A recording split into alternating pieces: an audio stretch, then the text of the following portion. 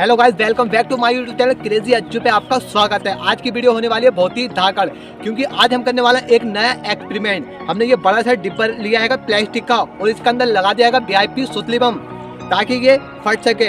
अभी हमने इसे कर दिया है बहुत टाइट करके और इसमें से एक सुराख करके इसमें ऊपर को निकाल दिया है। तो अब देखेंगे ये डिब्बा सर्वाइव कर पाएगा या फिर नहीं कर पाएगा, या इतना दम है वीआईपी सुतली बम में इस डिब्बे के परखच्चे उड़ा पाएगा या फिर नहीं उड़ा पाएगा। तो क्या कुछ होने वाला, तो वीडियो में बने रहिए लास्ट तक।